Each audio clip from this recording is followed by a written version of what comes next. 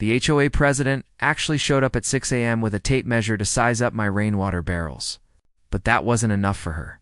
I stumbled outside in my bathrobe only to see her swinging a crowbar like a maniac, smashing holes straight through each of my 6 custom barrels. Crack. Bright orange industrial paint she'd sprayed everywhere mixed with hundreds of gallons of water, flooding my driveway in a toxic orange river. The metallic clang of steel on plastic echoed through the morning air. The stench of chemicals burned my nose as I watched $800 worth of equipment get destroyed before my eyes. Cold water and paint swirled around my bare feet, slimy and stinking of vandalism. She looked up, crowbar still raised. Paint streaked across her blazer, and she actually smiled. "What would you do if someone attacked your property at dawn with a crowbar?" I shouted toward my security camera. "Drop your wildest HOA nightmare in the comments. Where are you watching from? And in your state, could an HOA president get away with something like this?" I thought collecting rainwater was being environmentally responsible. Instead, it turned into a $15,000 war I never saw coming. My name is Taylor Thornfield. 3 years ago, I thought I'd found paradise in Willowbrook Estates, Colorado. After watching my wife Sarah battle cancer for 2 long years, I needed peace. Sarah always dreamed of a huge garden where we could grow food for the local bank, her way of giving back, even as her body failed her when she passed. I bought this place for its 2.3 acres and historic water rights that dated back to the 1942's ranch. The smell of rich Colorado soil mixed with mountain air became my therapy.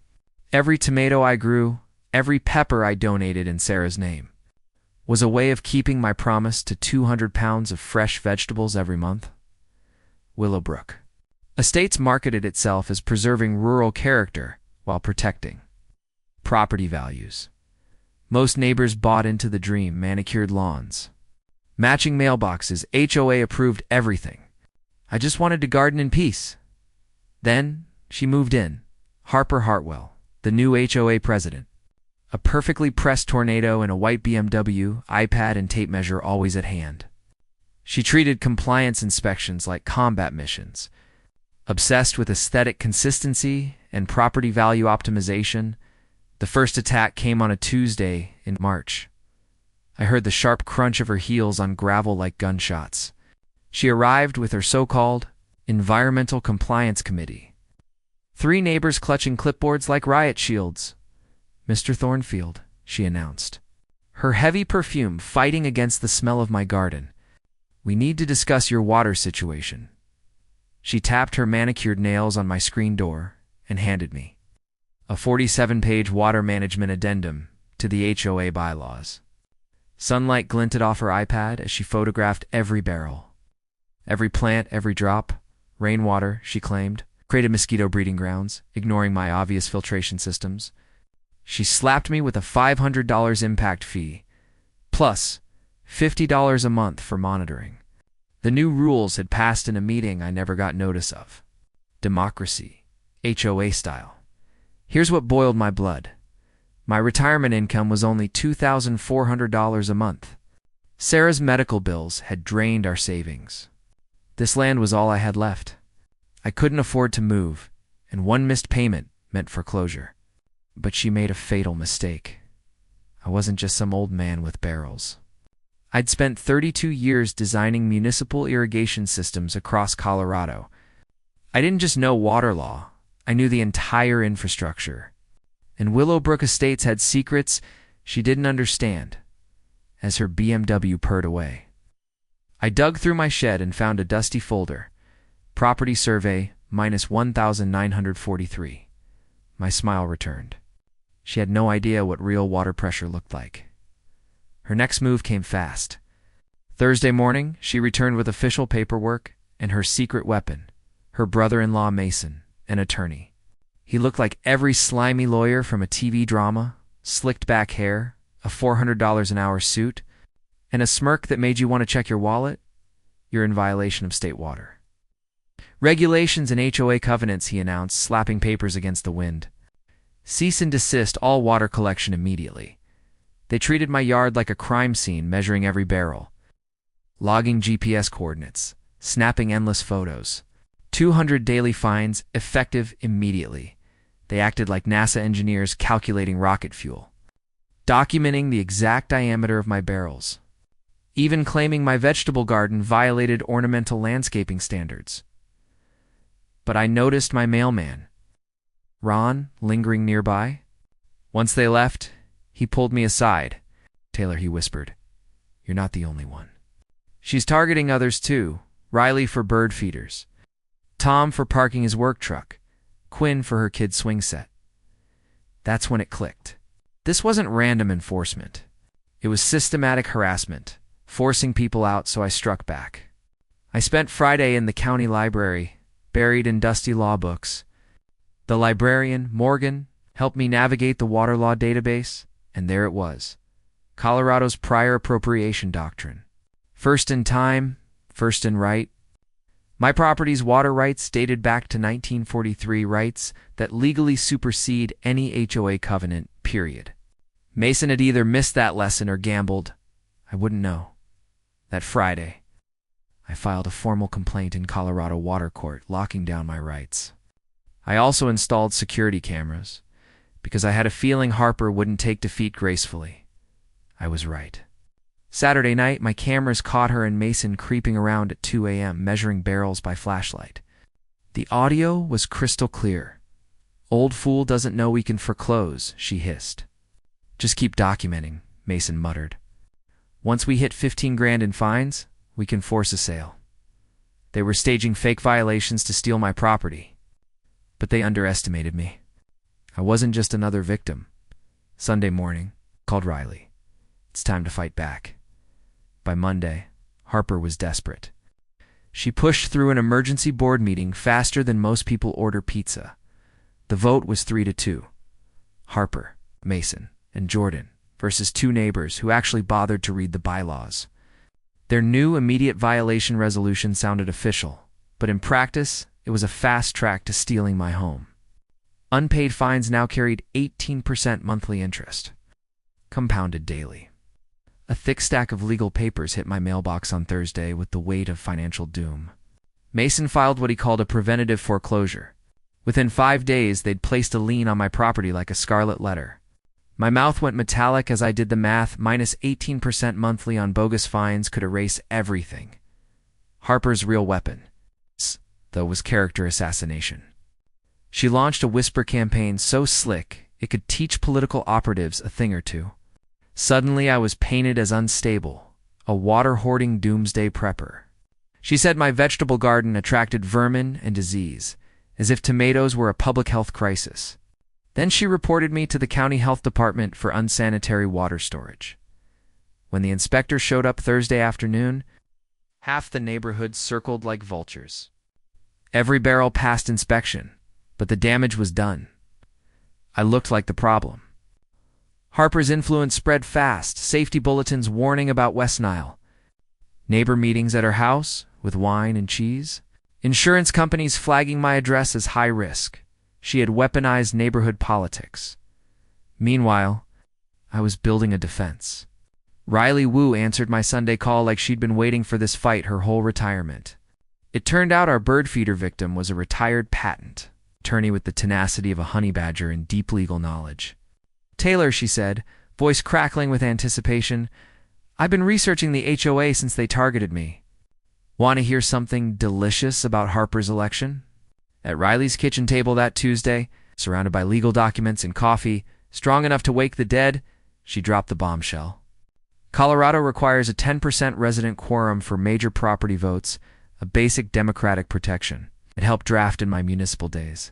Harper's vote had 23 residents present out of 312. Not even close. Their vote was built on quicksand. Invalid votes can't override constitutional rights, period. My digging turned up more.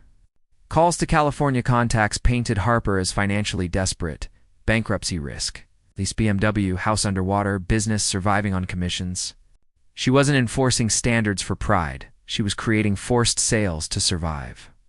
Tom, Kowalski, and Quinn Rodriguez joined our Wednesday night resistance meeting. Tom's construction experience uncovered common property manipulation tactics.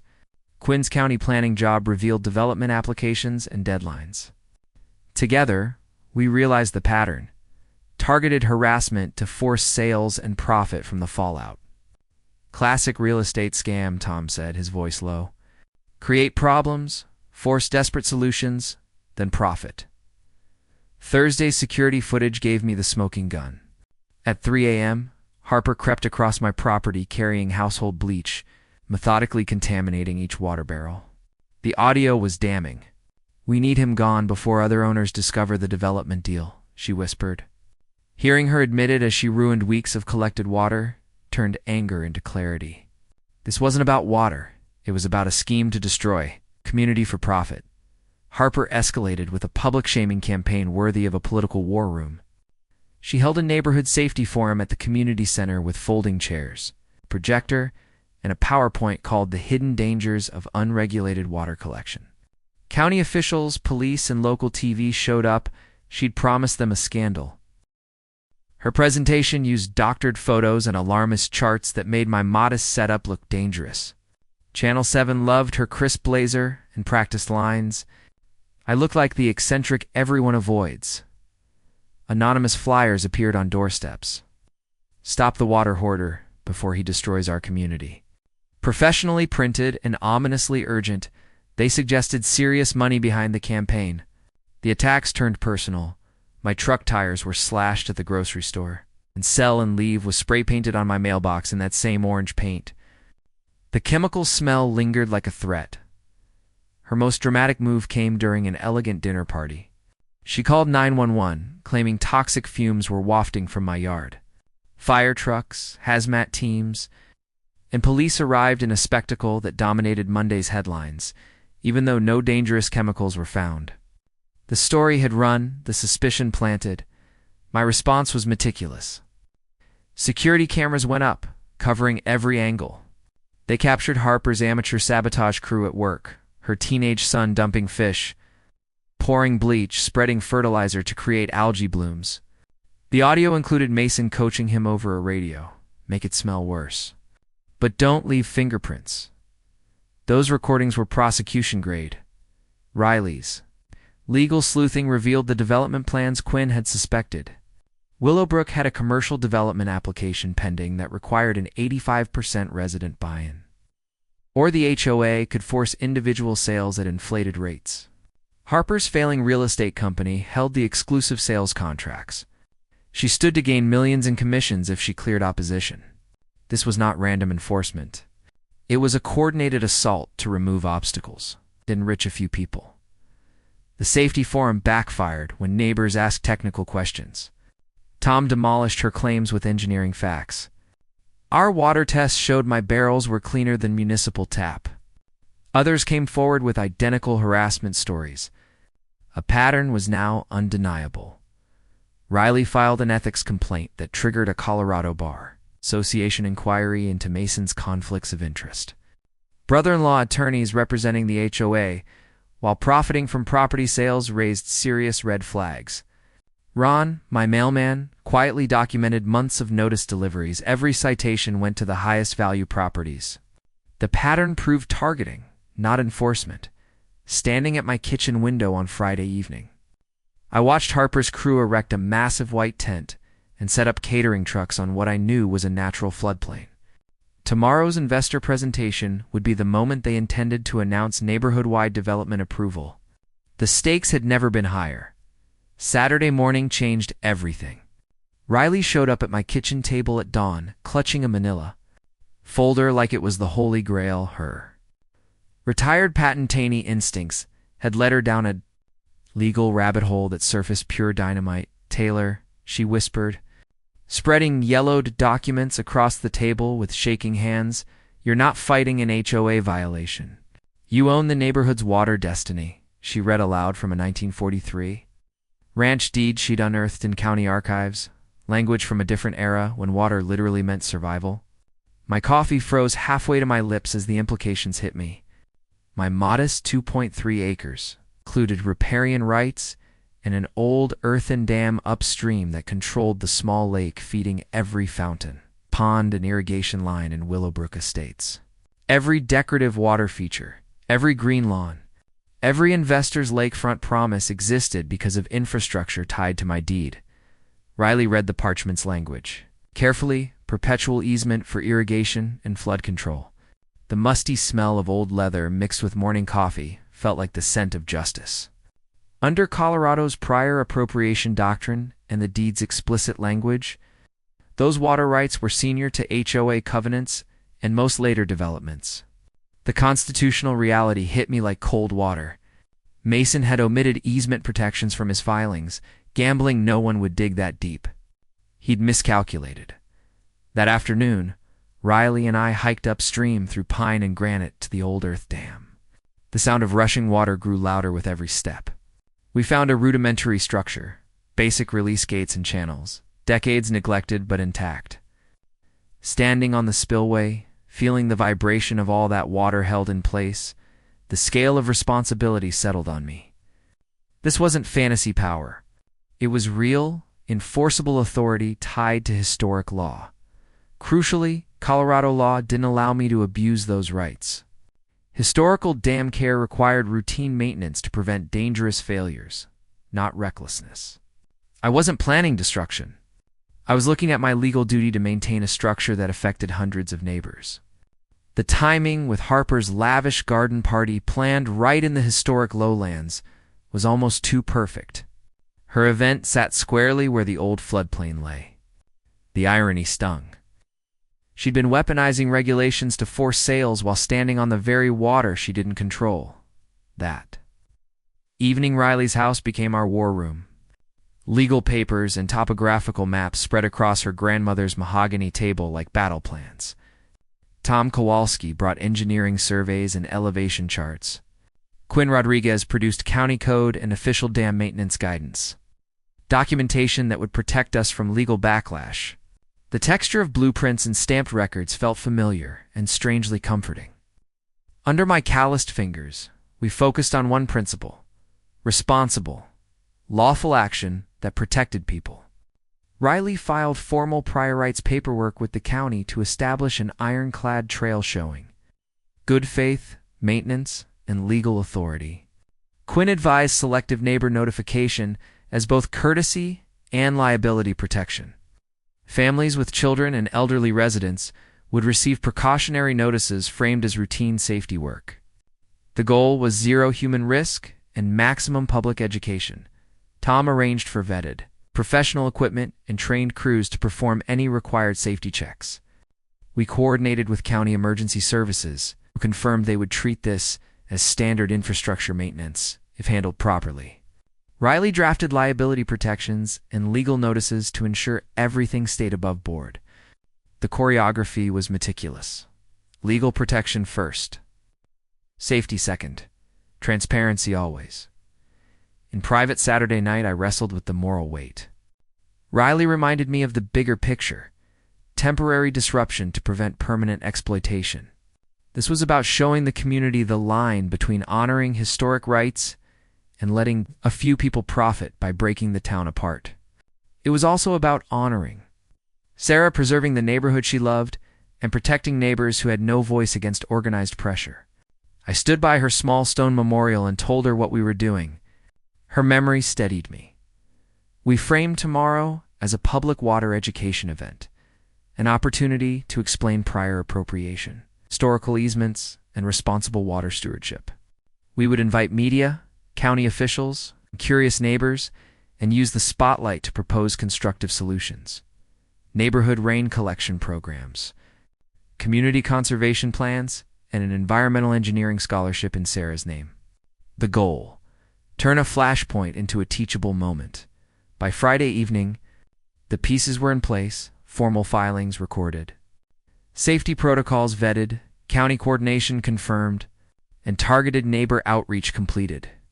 What began as a fight to protect one man's garden had become a community defense against exploitation, a demonstration of law, engineering, and ethics. Tomorrow would not be about vengeance. It would be about responsibility, civic duty, and making sure anyone who tried to weaponize rules for profit could be confronted with the truth. The sound of papers rustling filled the room as we studied legal precedents. blending with Tom's calm explanations about flood management. My weathered hands traced drainage patterns on old maps, while Quinn double-checked the county's notification requirements. Then came the discovery Harper's grand party setup. Caught perfectly on my security cameras, white tents stood like targets across the floodplain. Catering trucks unloaded delicate equipment. Professional lighting rigs rose in the very spots that would be under 4 feet of water by tomorrow afternoon. She has no idea what's coming downstream, I murmured, watching her through binoculars as she directed her crew. She was literally preparing her own downfall while trying to orchestrate mine. Friday evening carried its own ritual. I visited Sarah's grave as the Rocky Mountains burned gold and purple under the setting sun. The cool air smelled of pine and promise as I asked for the strength to protect our community. Tomorrow they'll understand what water really means, I whispered, promising her memory that I'd defend everything we had built. The stage was set for tomorrow's lesson in real water pressure. Harper's. Panic struck on Thursday evening when she discovered my dam maintenance notice posted at the community center. The crisp paper on county letterhead might as well have been a death warrant for her investor presentation. By Friday morning, she'd called an emergency HOA meeting with the desperation of someone watching their empire collapse. Mason buried himself in legal texts and phone calls. His expensive cologne, unable to mask the stench of panic sweat, he dialed every judge in the county, chasing an injunction that didn't exist. Colorado courts don't block constitutionally protected water rights, a fact his law degree should have covered. At 6 a.m. Friday, Mason served me with a cease and desist order that looked official, but held the legal weight of a grocery coupon. The fancy paper couldn't hide that no court would stop mandatory maintenance, especially with 72 hours' notice to every affected party. This is willful property destruction, Mason barked, his voice cracking like a nervous teenager. We'll file criminal charges for premeditated flooding if you move forward with this. Terrorism. The bribery attempt came that same afternoon. Harper showed up at my door, trembling, makeup smudged, her designer blazer wrinkled. She clutched her checkbook like a lifeline and offered $25,000 to delay the dam work by just a week. You can withdraw the HOA violations. Drop the foreclosure and I'll even issue a public apology, she pleaded. The sharp edge of fear lingered under her floral perfume. My cameras caught it all, her desperate confession that their entire campaign against me had been nothing but harassment. Her pressure tactics escalated into hysteria. Mass emails warned neighbors of domestic terrorism disguised as maintenance. Social media posts labeled me an unstable veteran bent on revenge. She even urged residents to call the police. Meanwhile, her own son was on my cameras late Thursday night, bolt cutters in hand, trying to sabotage the dam with 2 friends. The grinding of metal on steel echoed through the mountains as teenage vandals carried out Mommy's orders. Deputies caught them within minutes. Trespassing, vandalism, tampering with critical infrastructure felonies that carried real weight. Mason tried to smooth things over with officers, claiming the boys didn't understand the danger, but my recordings proved. Kyle had been taking instructions through an earpiece. 3 generations of Hartwells, it seemed, shared the same reckless DNA. By Friday, Harper's attempt to manipulate the media fell apart. She held a press conference, painting me as a dangerous veteran, threatening innocent neighbors.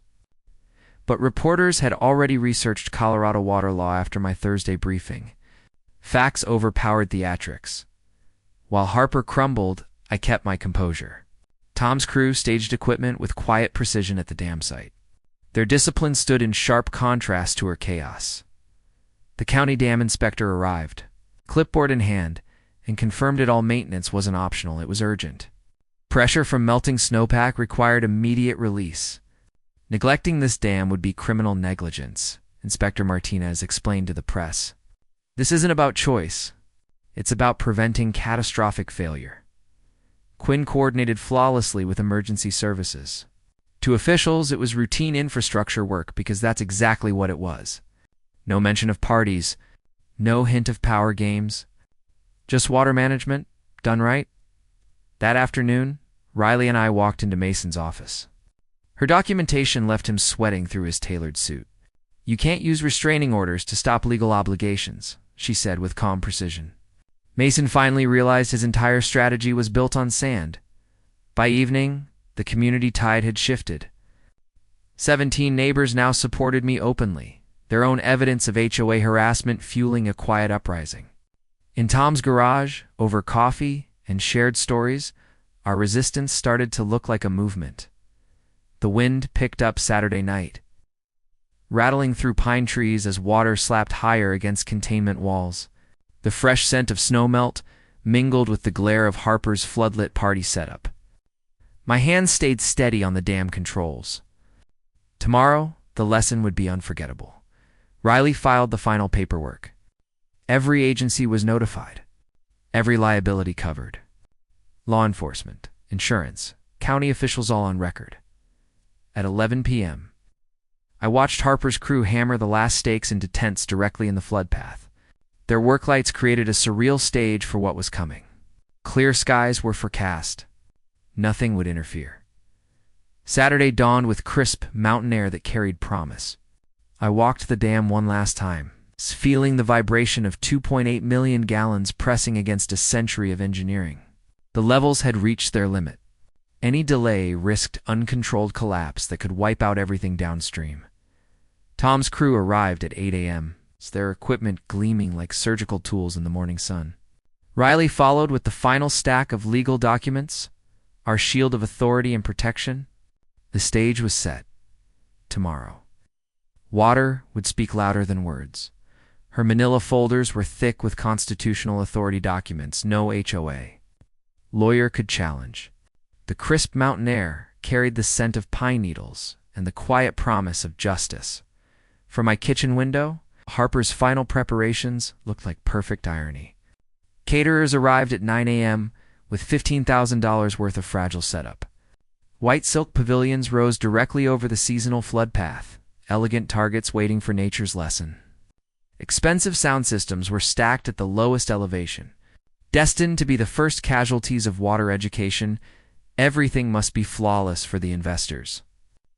Harper's voice rang across the floodplain as she directed crews to set out crystal stemware and line-endraped tables. Her designer heels clicked on temporary wooden flooring that would soon be floating downstream at 10 a.m.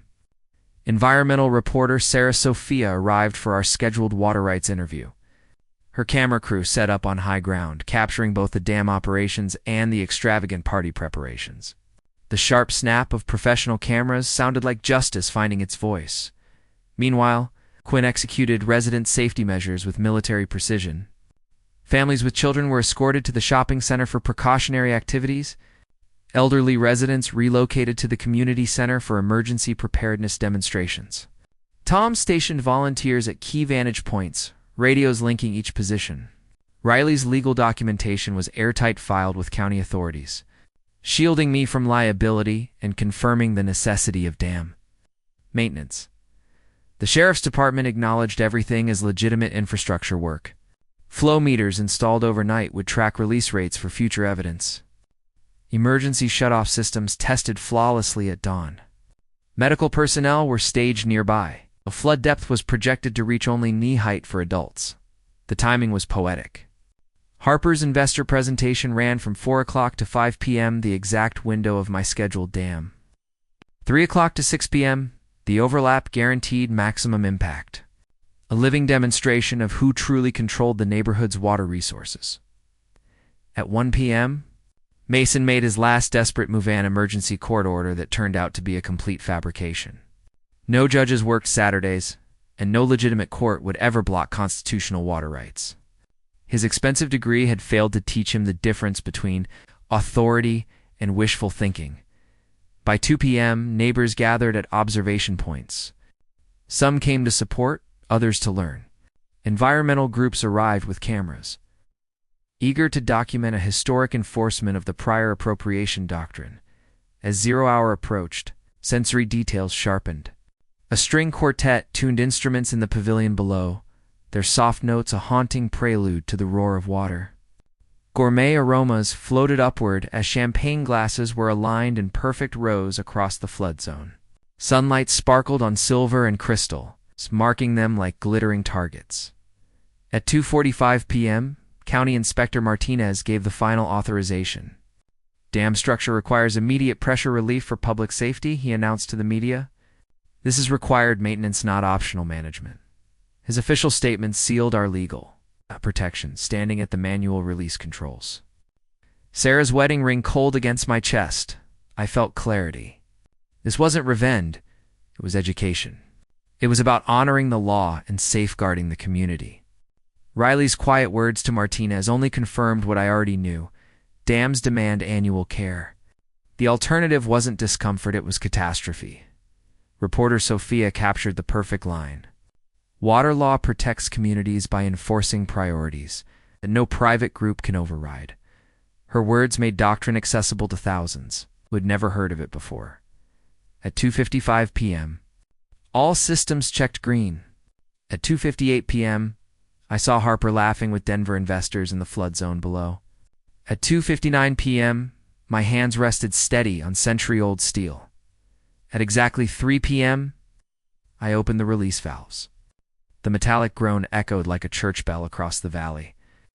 A controlled torrent of 50,000 gallons per hour roared downstream. My voice carried into Sophia's microphone, steady and unshaken. Beginning required dam maintenance for structural safety. This is legally mandated work, not retaliation. By 3:15 p.m., champagne conversations faltered as guests heard the growing rumble through the trees. Harper forced a nervous laugh. Just the decorative fountains, she told them. But her words cracked as the sound swelled. By 3:20 p.m., the first stream reached the party, winding around pavilion edges. Caterers whispered nervously as damp earth crept beneath buffet tables. The string quartet played on, their cases now kissed by water. Harper dismissed it all as minor irrigation overflow. At 3:25 p.m., water reached 4 inches, soaking silk drapes that transformed into watercolor streaks. Investors shifted uncomfortably, shoes lifted from rising puddles. While Harper frantically dialed Mason. "Stop this immediately," she shouted into her phone, makeup streaking in the humidity. By 3:30 p.m., the flood had arrived in full. 8 inches of mountain water swept through, lifting tables like boats and scattering $15,000 of gourmet food into the current. Sparks cracked from shorting sound equipment, each pop echoing her unraveling control. Guests fled, heels and tuxedos abandoned to the flood. Champagne glasses drifted like diamonds across silver pools of light. Reporter Sophia narrated live. What we're witnessing is the enforcement of century-old water rights that supersede all private agreements, including HOA covenants. Her camera captured Harper ankle-deep in water, screaming at departing investors more concerned with saving their suits than her real estate pitch. Her white blazer hung heavy with water, her ruined heels sinking into mud. At 3:40 p.m., I arrived at the observation point, megaphone in hand, my voice calm and clear over the waters. "This is controlled maintenance of critical infrastructure," I explained to the 50 gathered neighbors. My words carried not just authority, but the weight of truth. The alternative was unthinkable, catastrophic dam failure that could wipe out our entire community. Riley stood beside me, armed with flawless legal documents, proving absolute constitutional authority. Her calm presence radiated a confidence no HOA threat could touch. Tom managed the emergency equipment while Quinn coordinated with county officials, who confirmed this was legitimate infrastructure work. 3:45 p.m., the moment everyone had been waiting for. Harper stormed uphill toward U.S. soaking wet, furious, her carefully crafted facade dissolving along with her expensive makeup. Mason trailed behind, clutching useless fake court papers. Together, they looked like the perfect symbol of corrupt power crumbling against constitutional bedrock. The cameras rolled. Live coverage. 50 witnesses. History in motion. HOA arrogance versus the rightful holder of water rights. You've destroyed everything. Harper shrieked, her designer outfit dripping with muddy water. "This is criminal terrorism." "No, ma'am," I replied, steady as steel. This is required dam maintenance, perfectly legal under Colorado law. Mason waved his worthless papers like a white flag. We have court orders. Those are fabricated, Riley cut in sharply. No real judge issues restraining orders against constitutional water rights? The crowd erupted with approval. Truth finally outshining manipulation. Reporter Sophia's camera captured every word, while County Inspector Martinez stepped forward with official confirmation. This maintenance is required for public safety. I turned to the crowd and cameras. This is why water rights matter. These protections exist to stop the exact kind of exploitation you've witnessed. 3:50 p.m., my mic drop moment. Harper's entire development scheme literally and figuratively was drowning around. Her prior appropriation means first in time, first in right. My rights are senior to your schemes, your harassment, and your sabotage. This is what happens when you challenge constitutional law. The water swirled around her ankles as justice flowed downstream.